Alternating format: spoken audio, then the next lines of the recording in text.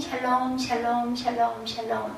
하나님 사랑합니다. 여러분 주 안에서 사랑합니다. 오늘 히브리서 3장 너의 마음을 완고하게 하지 말아야 되겠죠. 우리 마음을 do not hidden your heart 이렇게 나와 있습니다. 그러므로 성령이 이루신 바와 같이 오늘 너희가 그의 음성을 듣거든 광야에서 시험하던 날에 거역했던 것 같이 너의 마음을 완고하게 하지 말라. 네, 이런 제목으로 함께 은혜를 나눕니다. 히브리서 3장에서 히브리서 기자는 예수 그리스도의 우월성에 대해서 세 번째 논증으로 예수 그리스도께서 모세보다 당연히 뛰어나심을 다루고 있습니다. 모세는 선지자의 대표적인 인물이기도 하죠. 유대민족에게는 가장 영웅시되는 인물인데 이런 모세보다도 훨씬 우월하신 예수 그리스도를 섬겨야 함을 히브리서 기자는 구약의 여러 가지 신뢰를 들어 설명하고 있습니다. 모본을 보이신 그리스도 예수를 깊이 생각하라고 1절에 3장 1절입니다. 그러므로 함께 하늘의 부르심을 받은 거룩한 형제들아 우리가 믿는 도리의 사도이시며 대제사장이신 예수를 깊이 생각하라.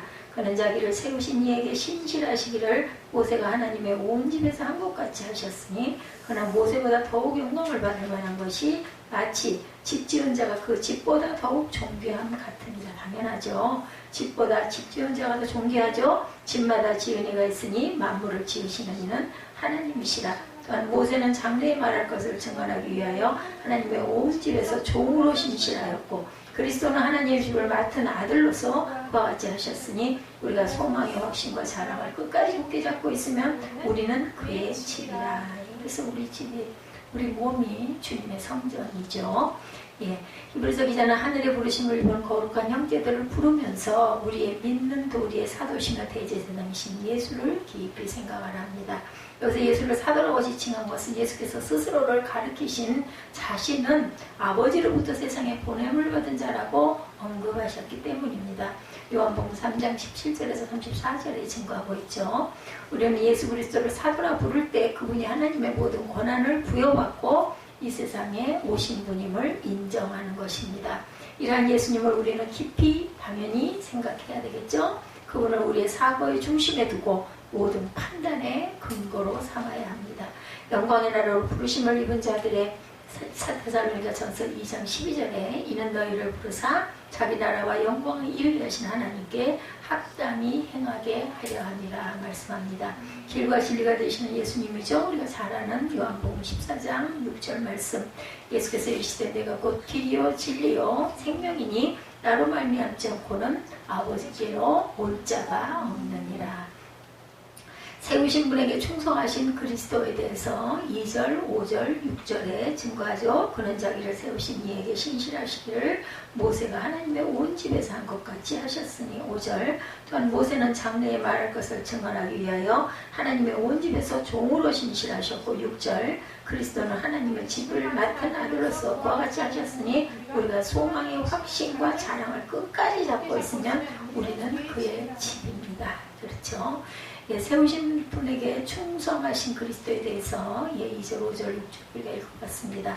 그리스도께서 자기를 세우신 하나님께 충성하기를 모세가 하나님의 온 집에서 한 것과 같이 같다고 말하고 하나님께서는 각 사람과 능력만큼 일을 맡기신다는 것. 그러나 충성의 정도가 능력에 따라서 좌우되는 것은 아닙니다. 예, 충성스러운 사신은 주어진 임무를 잘 감당하는 사람이고 좋은 군사는 지휘관의 명령을 당연히 잘 따르는 사람이죠.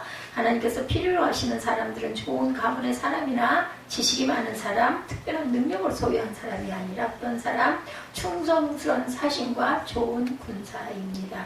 선지자로 세움받을 것이 예언된 예수.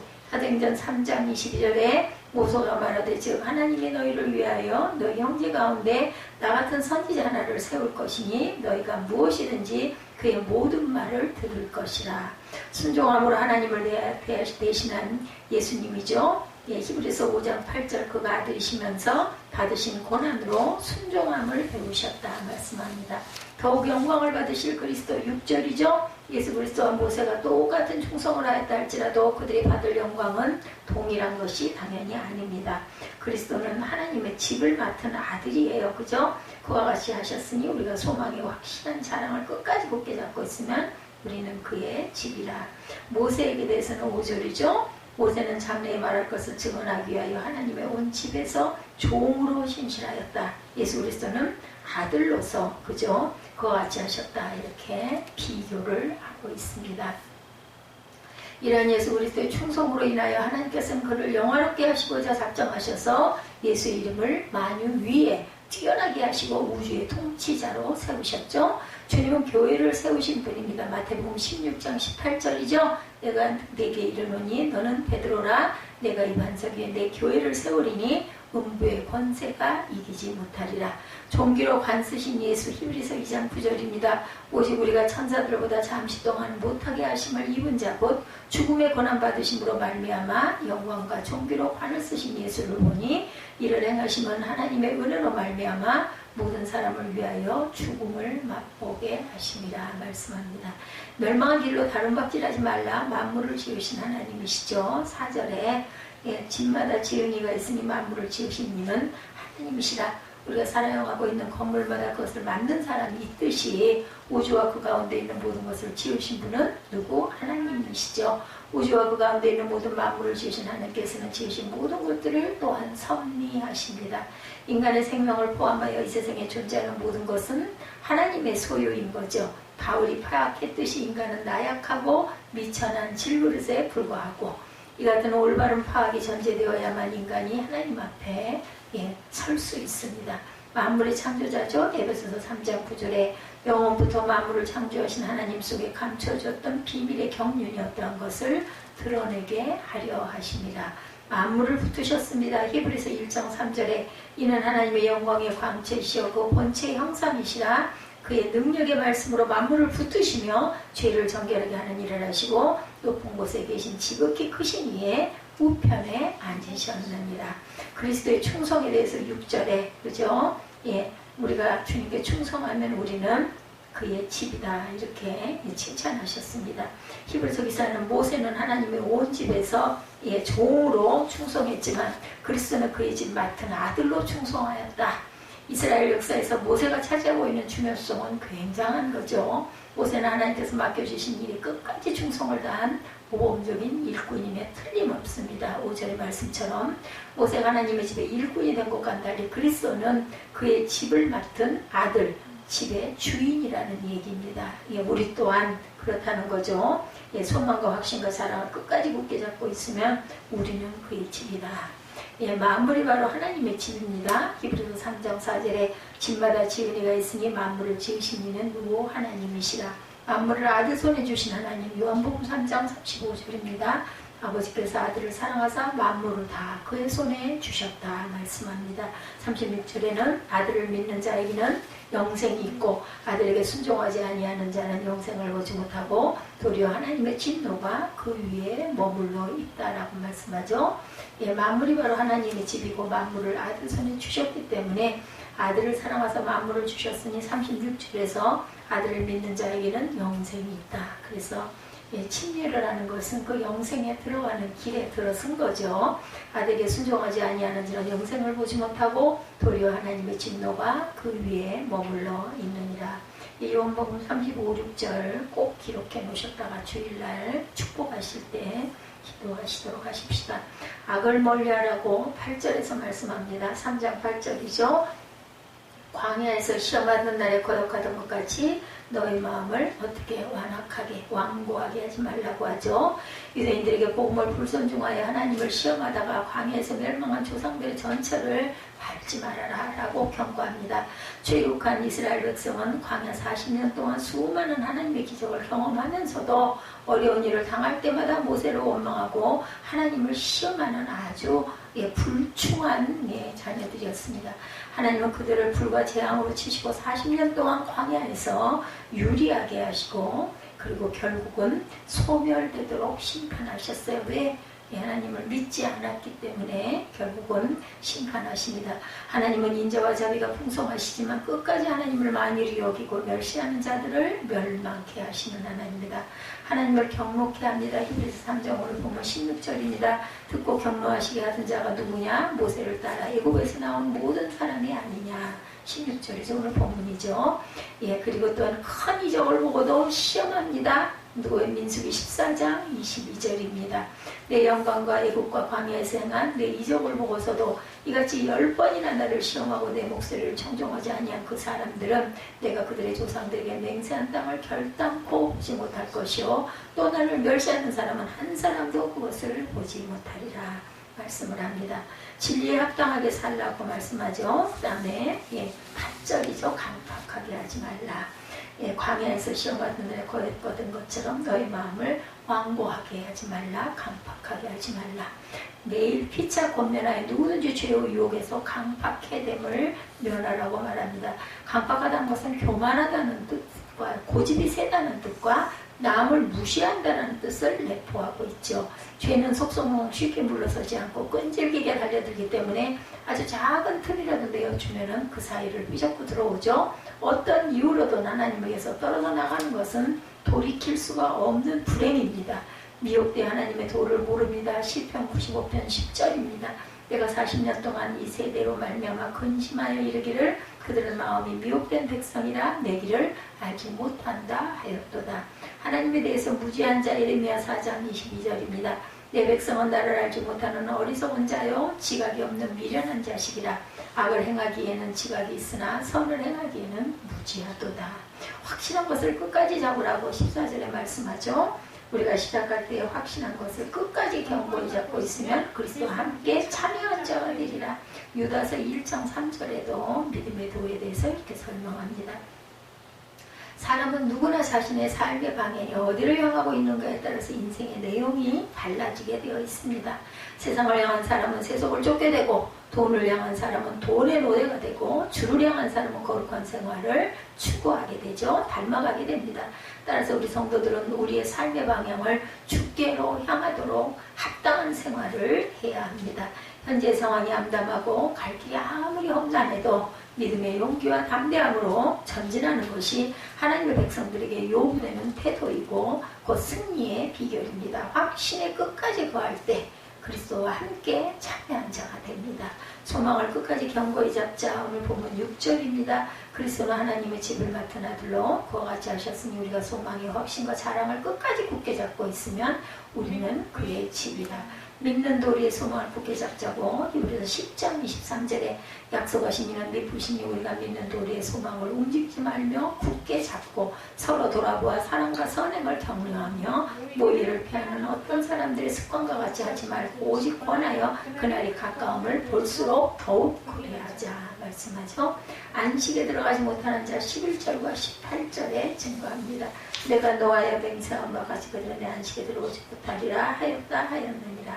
출애굽 6장 8절, 히브리서 11장 8절에서 10절, 계시록 21장 1절에서 4절에도 증거합니다. 히브리서 기자는 출애굽한 이스라엘의 광야에서 범죄함으로 하나님의 노를 격동케 하여 가나안 땅에 들어가지 못한 경우를 강조합니다. 이처럼 오늘날에도 하나님께 범죄함으로 조상들의 전차를 밟지 말아야 한다고 권면하죠. 하나님의 안식에 들어가지 못하는 자는 하나님을 격동하게 하고 그 말씀에 순종하지 않고 믿지 않는 자들이다. 모든 죄와 불법이 불순종 때문이라면 이 불순종이야말로 성도로 하여금 하나님의 안식에 들어가지 못하게 하는 죄라는 것을 알 수 있습니다. 악한 세대에게 맹세합니다. 신명기 1장 34, 5절이죠. 여호와께서 너희의 말소리를 들으시고 노하사 맹세하여 이르시되 이 악한 세대 사람들 중에는 내가 그들의 조상에게 주기로 맹세한 좋은 땅을 볼 자가 하나도 없다 말씀합니다. 그래서 결국은 심판을 받죠. 요한복음 3장 18절 그를 믿는 자는 심판을 받지 아니할 것이요 믿지 아니하는 자는 하나님의 독생자 이름을 믿지 아니하므로 벌써 심판을 받은 것이니라. 그래서 히브리서 3장은 유대인들이 그렇게 흠모하고 존경하는 모세보다도 그리스도께서 더 우월하다는 것을 증거합니다. 이러한 지식을 바탕으로 우리는 모든 삶을 통하여 모세보다 우월하신 그리스도의 권위와 주권을 인정해서 우리의 마음과 태도를 강팍하게, 완고하게, 고집스럽게, 그죠? 예, 쉬운 얘기로 아이들 떼쓰던 억지 부리지 말아야 합니다. 3장 7절에서 4장 13절은 두 번째 권면 단락입니다. 오늘은 3장만 보고 가도록 하죠. 7절에서 11절에는 시편 95편 7절에서 10절의 인용구입니다. 12절에서 19절은 인용구에 근거해서 불신앙을 경고한 내용들이죠. 시편 95편 7절에서 11절과 같다. 성도는 그리스도를 사도요 대제사장이라고 고백하는 사람이죠. 그분과 관련된 소망을 견고히 붙들고 자부심을 가지며 예수를 깊이 생각해야 할 존재들이다. 그러므로 어떻게 하지 말아야 할까? 성령이 이르신 바와 같이 오늘날 너희가 그의 음성을 듣거든 노하심을 격동하여 광야에서 시험받은 때와 같은 너희 마음을 광팍하게 하지 말라. 7, 8절이죠. 이 구절은 다윗의 시 4편 7절. 다윗은 같은 내용을 긍정문 말씀을 들어라 하고와 부정문 마음을 완고하게 하지 말라로 두 번으로 표현을 합니다. 시편 95편 7, 8절, 시편 95편 7절. 그는 우리 하나님이시고 우리는 그가 기르시는 백성이며 그의 손이 돌보시는 양이기 때문이라. 너희가 오늘 그의 음성을 듣거든 너희는 무리바에서와 같이 또 광야의 말사에서 지냈던 날과 같이 너희 마음을 완악하게 하지 말지니라. 그래서 구약의 짝이 신약이라는 말이 바로 이런 말씀이죠. 고난의 날에는 성도의 마음이 하나님을 향한 쓴뿌리가 생기기 쉬움으로 강조해서 권면하죠. 히브리서 12장 15절에 너희는 하나님의 은혜에 이르지 못하는 자가 없도록 하고 또 쓴뿌리가 나서 괴롭게 하여 많은 사람이 이로 말미암아 더럽게 되지 않게 하며 모세 시대에 하나님 백성은 고난의 때에 어떻게 살았나. 거기서 너희 열조가 나를 시험하여 증험하고 40년 동안 나의 행사를 보았다. 9절이죠. 오늘 무리바와 마사에서의 반역은 두드러진 한 가지 사례입니다. 거기서 너희 열조가 나를 시험하여 증험하고 40년 동안 나의 행사를 보고 결국은 멸망하죠. 무리바와 마사에서의 반역은 두드러진 한 가지 사례. 이스라엘은 사실 광야에서 계속 같은 하나님을 시험하고 다투는 태도의 반복을 합니다. 고난이 닥칠 때 하나님께서 함께 하시는지 의심하지 하나님께서 문제를 해결해 주심으로 함께 하심을 입증하십니다. 다른 고난이 닥쳐서 하나님의 함께 하심을 더 강하게 의심하죠. 이것이 광야에서 보여준 이스라엘의 일관된 생활 양식 계속 반복. 그죠? 신명기 9장 7절, 시편 78편 40절에서 41절에 증거합니다. 그들이 광야에서 그에게 반항하고 사막에서 그를 슬프게 함이 몇 번인가.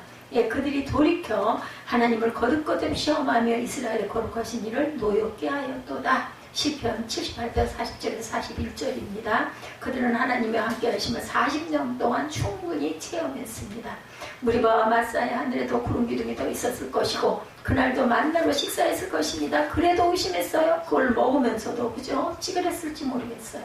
그들의 완고함은 한순간의 실수가 아니라 항상 일관된 성향이었습니다. 결국에는 애고로 돌아가려고 결정할 만큼 마음이 하나님을 반항하는 쪽으로 굳어지죠. 그게 뭐예요? 당장 너무 죽겠으니까. 민수기 14장 1절에서 3절입니다. 온 회중이 소리를 높여 부르짖으며 백성이 밤새도록 통곡하였더라. 이스라엘 자손이 다 모세와 아론을 원망하며 온 회중이 그들에게 이르되 우리가 애굽 땅에서 죽었거나 이 광야에서 죽었으면 좋았을 것을 어찌하여 야훼가 우리를 그 땅으로 인도하여 칼에 쓰게 하려 하는가. 우리 처자가 사로잡히니 애굽으로 돌아가는 것이 낫지 아니하랴. 이렇게 말합니다. 하나님은 그들의 삶을 어떻게 평가하셨어요? 저희가 항상 마음이 미혹되어 내 길을 알지 못하는도다 말하죠. 10절에 시편 95편 10절입니다. 하나님은 광야 생활 동안 항상 은혜를 베푸셨습니다. 무리바라는 뜻은 다툼이에요. 혹은 맞사, 시험입니다. 무리바는 다툼, 맞사는 시험. 부르는 것도 이스라엘 편에서는 하나님을 대적한 장소이지만 하나님 편에서 은혜를 베푸신 장소이기도 하다. 출애굽기 17장 7절, 민수기 20장 13절입니다. 이스라엘 자손이 야훼와 다투었으므로 이를 무리와 하니라. 여호와께서 그들 중에서 그 거룩함을 나타내셨다. 다퉜어요. 그죠? 무리바라는 뜻, 다툼, 맞사, 시험하였다라는 뜻이에요. 그러므로 다툼으로 이를 무리라 하였다라는 거죠. 다투는 물, 다툼의 물이다. 그래서 맞사, 시험을 해봤다는 거죠. 성도의 마음 상태는 삶의 반영이 됩니다. 마음이 하나님의 뜻을 벗어나 있으면 그 삶도 그러하죠. 마음이 세속에 미혹된 상태로 날마다 하나님의 기적을 체험할지라도 하나님의 길을 알지 못하고 에이 요행이 운이 좋아서 아이고 다행이네 이러고 말죠. 이 마음을 잘 지켜야 된다. 세속에 유혹된 마음을 감춘 채 겉으로만 하나님 백성처럼 사는 것은 아주 어리석습니다. 그 삶의 끝자락을 받을 하나님의 판결은 구약 이스라엘에게 맹세하셨던 것과 똑같이 준엄한 것이죠. 저희는 내 안식에 들어오지 못하리라 말씀하죠. 시편 95편 11절에서 증거합니다. 역사는 반복되지 않으나 인간은 어리석음을 계속 반복합니다. 시편 기자는 500년 전쯤에 발생했던 모세 시대의 사건을 인용해서 자기 시대 백성에게 권면합니다. 그리고 히브리서 기자는 1000년 전쯤 기록한 시편 기자의 권면을 인용해서 자기 시대 성도에게 권면했죠. 어리석은 죄인들의 본성이 바뀌지 않았기에 세월은 흘렀어도 권면 내용은 절대로 바뀌지 않습니다. 성령께서 이스라엘의 실패를 거룩하게 하신 까닭은 후대 교회가 거울로 삼도록 경고하기 위함입니다. 고린도전서 10장 5, 6절과 11절 봅니다. 그러나 그들의 다수를 하나님이 기쁘지 아니하셨으므로 그들이 광야에서 멸망을 받았느니라. 이러한 일은 우리의 본보기가 되어 우리로 하여금 그들의 악을 즐겨한 것 같이 즐겨하는 자가 되지 않게 하려 합니다. 11절입니다. 그들에게 일어난 이런 일은 본보기가 되고 또한 말세를 만난 우리를 깨우치기 위하여 기록하였느니라 말씀합니다. 히브리서 기자의 권면 내용은 2000년쯤 지난 오늘날 성도들에게 여전히 유효합니다. 우리의 마음이 하나님을 향해서 향해야 한다고 권면하죠. 혹시 우리 마음이 세상 풍조에 항상 미혹된 상태가 아닌지 점검하라고 합니다. 말세의 성도는 구약 성도의 실패에서 어떤 교훈을 받아야 할까? 형제들아 너희가 삼가 혹 너희 중에 누가 믿지 아니하는 악심을 품고 살아계신 하나님 위해서 뭐할까 조심하라, 떨어질까 조심하라 라고 말씀하죠. 오늘 보면 12절이죠. 형제들아 뭐라고요? 너희가 삼가 혹 너희 중에 누가 믿지 아니하는 악심을 품고 살아계신 하나님 위해서 떨어질까 염려할 것이어라. 떨어질까 조심하라, 떨어질까 염려할 것이요. 성경은 믿지 않는 마음을 악한 마음이라고 말합니다. 악심을 품은 자는 강팍한 과로처럼 반복해서 경고해도 절대로 회개하지 않습니다. 예배당 안에 있을지라도 마음은 이미 하나님을 떠나 있죠. 떨어지다는 단어는 헬라 능동태묘로 배반하다로 번역해야 의미가 살아납니다. 떨어지다는 헬라어의 능동태, 그래서 배반하도록 번역해야 의미가 살아나는데 민수기 14장 43절 아말렉인과 가나안인이 너희 앞에 있으니 너희가 그 칼에 망하리라. 너희가 야훼를 배반하였으니 여호와께서 너희와 함께하지 아니하시리라 하시니 살아계신 하나님을 신뢰하지 못한다면 배반하기 쉬운 상태죠. 당연히 언제든지 적절한 기회가 오면 하나님을 떠나고 싶어 할 것입니다. 그러니 성도 개인으로 악심을 계속 품고 있지 않도록 힘쓸 책임이 있습니다. 성도 개인뿐 아니라 교회도 이 일에 책임이 있죠. 교회는 아들이 세우신 가족이기 때문입니다. 오직 오늘이라 일컫는 동안에 매일 피차 권면하여 너희 중에 누구든지 죄의 유혹으로 강팍하게 됨을 변하라. 오늘 본문 13절입니다. 자연인은 하나님의 말씀을 싫어합니다. 마음 경화증에 걸린 상태로 태어나기 때문이라고 합니다. 그런데 성령께서 은혜를 부어주시면 그 마음이 어떻게 돼요? 부드러워지죠. 에스겔 11장 19절에도 부드러워진 마음은 죄에 대해 매우 민감하다고 말씀합니다. 그만큼 죄의 유혹에 저항해야 할 일도 많아진다. 죄에 빠졌을 때마다 회개하는 일은 귀찮을 수 있습니다. 반복된 회개에 그치기도 쉽습니다. 그러다 보면 죄를 깨닫게 하는 말씀이 부담이 되어서 조금씩 외면해요. 그죠? 계속 반복하다 보면 그 정도야 그래도 아무 문제 없었는데 자꾸 이렇게 되죠. 그런 태도가 나중에는 경고의 말씀을 들어도 적당히 무시하는 무딘 마음이 됩니다. 마음이 굳어진 만큼 죄의 유혹에는 더 쉽게 더 자주 무너지죠. 그러니 성도는 모이기를 피하는 말세의 현상을 거슬러 자주 말씀으로 이럴 때일수록 권면을 받고 악심을 벌이고 있다. 10장 25절에 증거되어 있습니다. 히브리서 10장 25절 잠깐 볼까요? 멀지 않으니까. 25절 모이기를 피하는 어떤 사람의 습관과 같이 하지 말고 오직 권하여 그날이 가까움을 볼수록 더욱 그리하자. 자꾸 모이자 이 말이에요. 그럴수록 자꾸 모이자. 이런 때일수록 자꾸 모이자. 반복된 회개에 지치기도 쉽다라는 것도 잊어버리지 말아야 됩니다. 이 땅에서 살아가는 성도는 죄의 유혹에 자유롭지 않습니다. 그렇지만 유혹에 빠지는 정도의 회개의 깊이가 다 각각 달라요. 똑같지가 않아요. 그죠?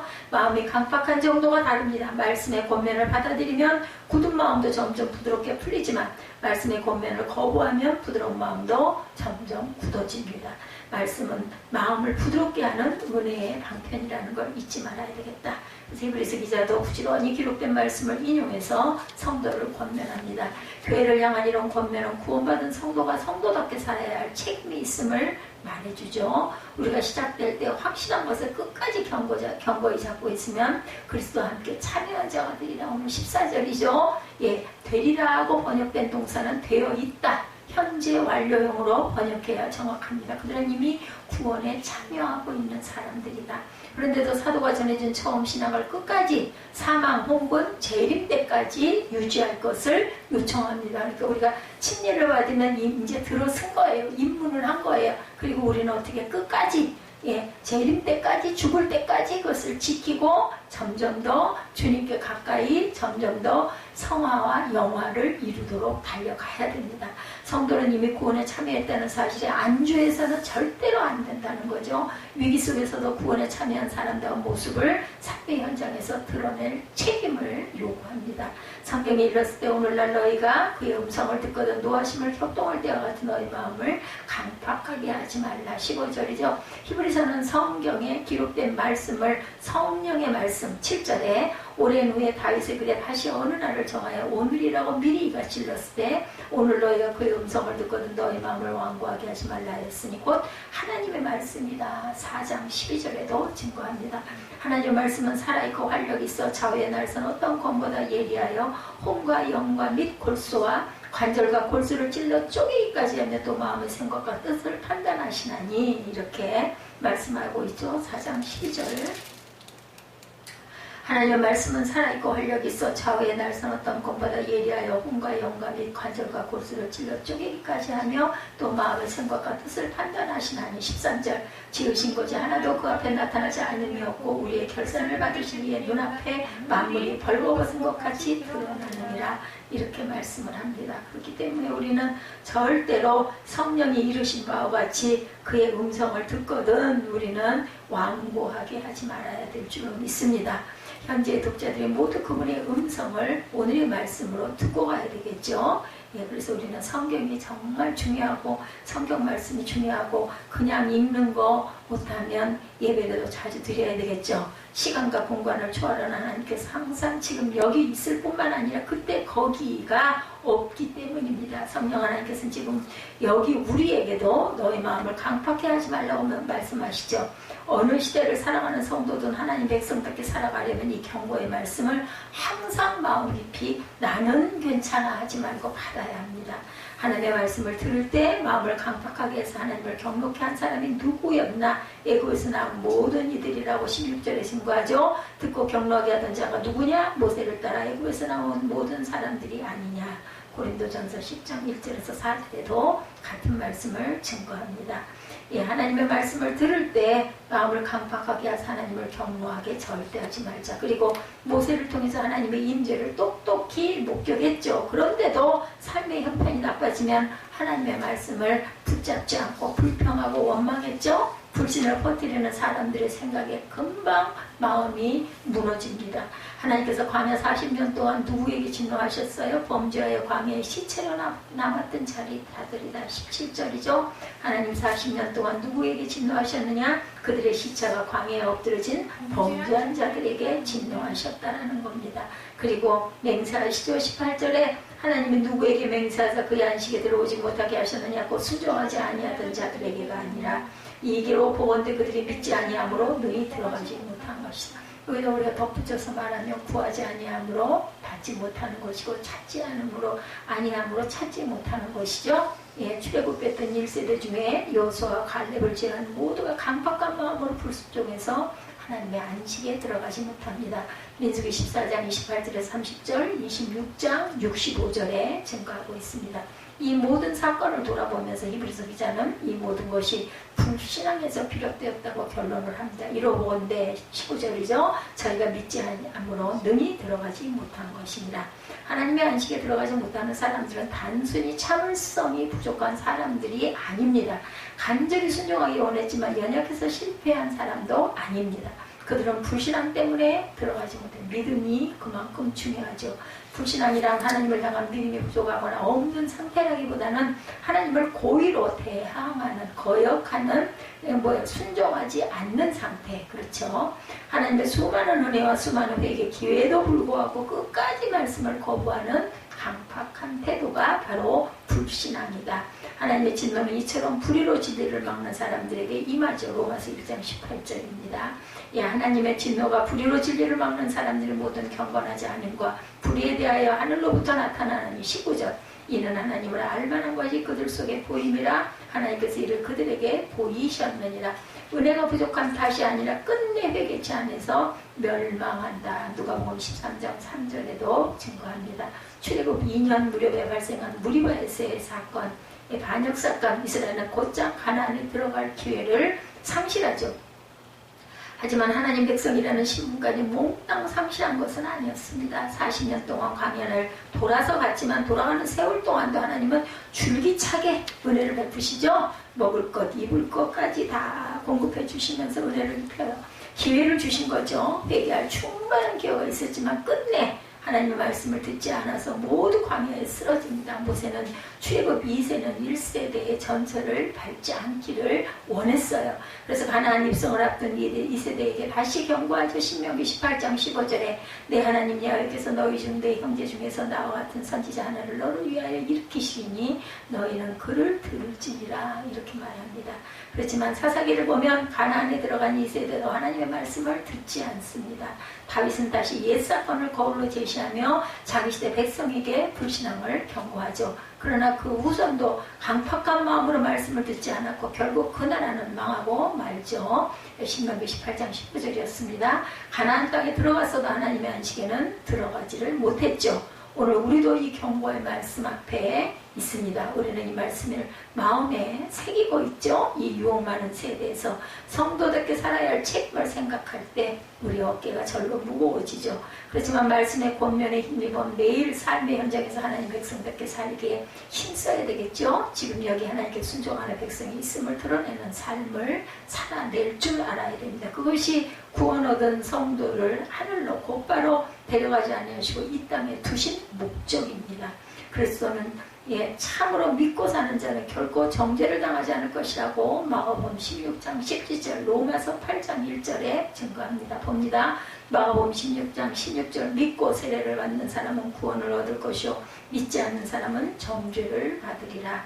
로마서 8장 1, 2절입니다. 그러므로 이제 그리스도 예수 안에 있는 자에게는 결코 정죄함이 없나니 이는 그리스도 예수 안에 있는 생명의 성령의 법이 죄와 사망의 법에서 너희를 해방하였습니다. 이렇게 증거하죠. 우리 히브리서 3장 아주 귀한 말씀입니다. 내용을 깊이 묵상하시고 누구도 예외는 없습니다. 우리가 멸망하는 것은 하나님의 그 믿음에 온전하게 순종하지 않아서 거역하다 보니 완고해지고 완악해지고 고집세지고 그러다 보니까 점점 범죄가 어떻게 돼요? 범죄가 점점 대담해집니다. 그래 양심의 소리를 나중에는 아이고 귀찮아 듣고 싶어 하지 않게 되죠. 그렇게 되다 보면 결국은 영불 멸망 당하고 말 것이라는 내용이 3절의 내용입니다. 우리 잠깐 길지 않으니까 교독 한번 하고 우리 교단 찬양하십시다.